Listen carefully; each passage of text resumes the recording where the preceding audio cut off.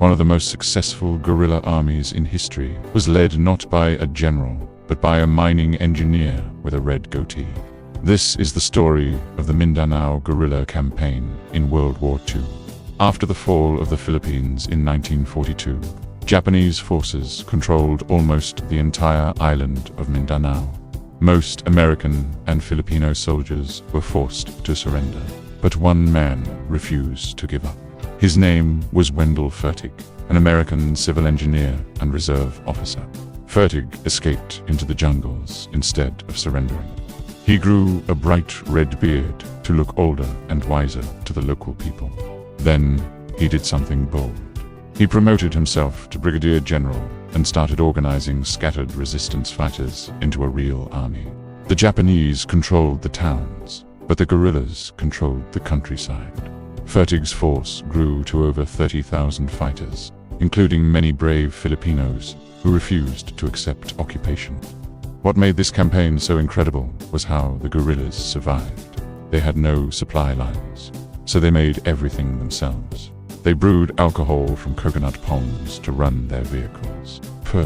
They shaped curtain rods into rifle parts. They even built working radios from old parts and fence wire. The guerrillas constantly ambushed Japanese patrols, gathered intelligence, and made the occupation costs very high. By 1944, they controlled so much of Mindanao that American commanders took notice. When General MacArthur's forces finally returned to Mindanao in 1945, the guerrillas were ready. They had already secured airfields, cleared paths, and provided vital maps of Japanese defenses. In one brilliant move, guerrillas under Colonel Wendell Fertig captured the Malabang airstrip before the American invasion even landed. American troops coming ashore expected a brutal fight. Instead, they found guerrillas waving and welcoming them to territory that was already free. The main battle for Mindanao lasted from March to August 1945.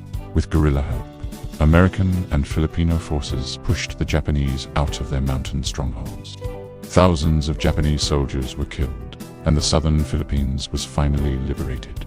One guerrilla leader, Lieutenant Colonel Edward McClish, a Choctaw from Oklahoma, led his fighters in over 350 separate engagements against the Japanese. These brave men and women proved that courage and cleverness could defeat a larger, better-equipped enemy. The Mindanao guerrilla campaign stands as one of history's greatest stories of resistance. It shows how ordinary people, when pushed too far, can do extraordinary things.